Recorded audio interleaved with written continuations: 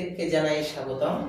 আলোচনা করব বিপত্তারিণী পূজা 2026 এর নিঘণ্ট এবং তার পাশাপাশি সময়সূচি, কবে কবে বিপত্তারিণী পূজা হবে এবং এই বিপত্তারিণী পূজার মাহাত্ম্য কি, বিপত্তারিণী পূজা আমরা কেন করব এবং তার পাশাপাশি যদি আমরা এই পূজা করি এর মাধ্যমে আমাদের কি পুণ্য অর্জন হবে, এই সমস্ত বিষয়গুলিকে নিয়ে পুঙ্খানুপুঙ্খ একটি আলোচনা এবং আপনাদের সামনে একটি ভিডিও বার্তা নিয়ে এসেছি।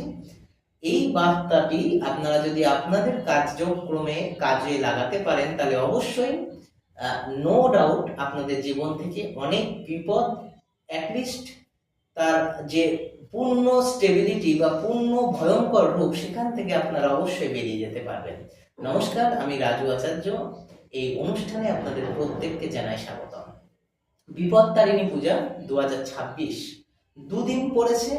প্রথম দিন হচ্ছে পয়লা শ্রাবণ, 18ই জুলাই শনিবার। পয়লা শ্রাবণ 18ই জুলাই শনিবার এবং আরেকটা দিন পড়েছে 4ই শ্রাবণ, 21শে জুলাই মঙ্গলবার। 4ই শ্রাবণ 21শে জুলাই মঙ্গলবার, এই দুটো দিন বিপত্তারিণী পূজা এবং তার যে পবিত্রতা আপনারা লক্ষ্য রাখতে পারেন। দেখুন, বিপত্তারিণী পূজা, বিপত্তারিণী দেবী দুর্গারই একটি আলাদা রূপ এবং দেবী দুর্গা সংকট মোচনী রূপে, বিপত্তারিণী রূপে আবির্ভূত হন এবং সকল মানুষের থেকে এই বিপদকে দূর করে তাদের জীবনে প্রসপারিটি, সমৃদ্ধি এবং অনেকাংশে সকল বিপদ থেকে রক্ষা করার মতন একটি কাজ করেন। এই দিন কি করতে পারেন?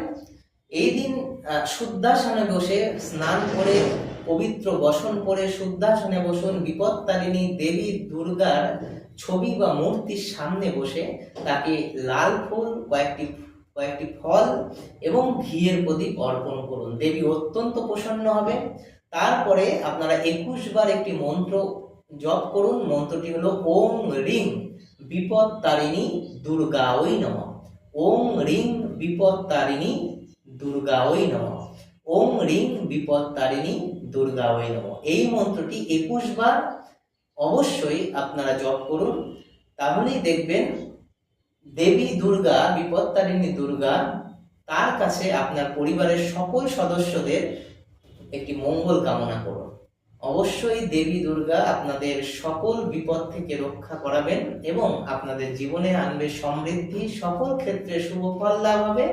অনেক অনেক ধন্যবাদ। নমস্কার।